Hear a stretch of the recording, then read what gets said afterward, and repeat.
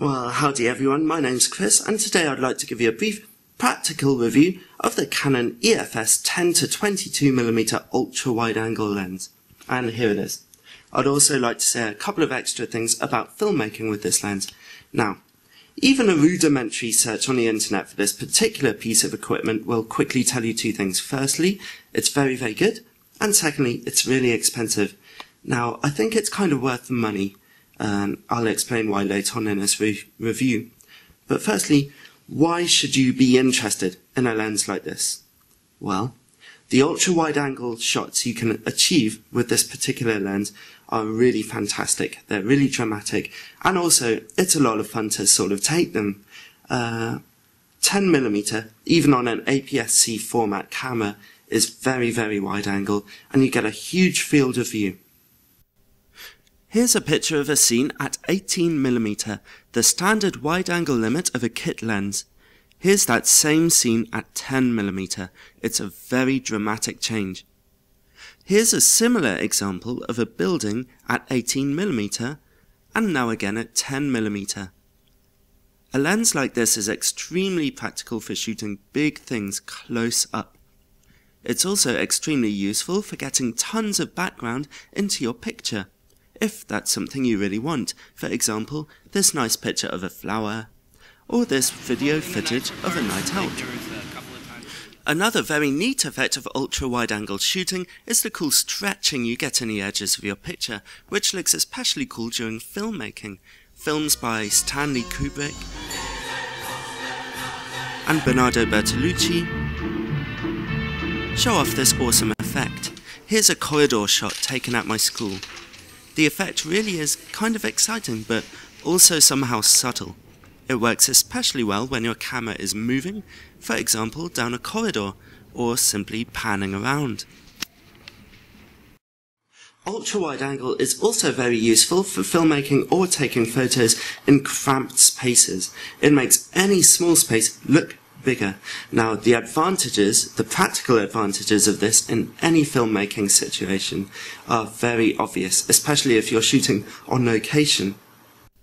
Another fun use of this lens is in taking still shots of any kind of architecture from interesting angles or dramatic shots of the sky. The creative possibilities of ultra-wide-angle lenses go on and on. Well, those are the advantages of ultra-wide-angle lenses in general, but how about this lens in particular? Well, it's very nicely made. It feels solid and weighty, but not too heavy. The focus ring is extremely smooth. It's really well damped on this lens, as you can see here. It's really, really smooth. And the autofocus is Canon's excellent ring USM system, so it's really fast and efficient. The zoom ring also is fantastic. It's really smooth, almost as good as a Canon L lens. Now then, the all-important lens hood is unfortunately a costly optional extra. I'll just try and get it on here. Yep, there we go. Now, if you do get it, it's really, really good. It's nicely padded on the inside. It really helps to prevent flare while you're shooting, which is very important for an ultra-wide-angle lens. Now, if you're going to get an polarizing filter for this lens, you need to get an extra thin one. Otherwise, you might get vignetting in the corners at ultra-wide angles. Now, this particular lens is not image stabilized, but this is kind of typical for an ultra-wide-angle lens. It would be nice if it were image stabilized, but at these wide focal lengths, camera shake is not really a big deal, which is just as well, because one of the big problems with this lens, one of the only real problems, is that it's really kind of slow. Not really slow, but a bit slow. It doesn't let in a lot of light. f3.5 at 10mm and f4.5 at 22mm is a real problem when you're doing video work and your shutter speed is forced to be 30 or ideally 60 frames per second and you're shooting indoors. Time to crank up that ISO, which doesn't get pretty if you're shooting at 1080p. Now, there are slightly faster ultra-wide-angle lenses available on the market, so that's a slight weak point of this particular lens. With this lens, what you're really paying for is its optical quality. For stills work, this lens is great.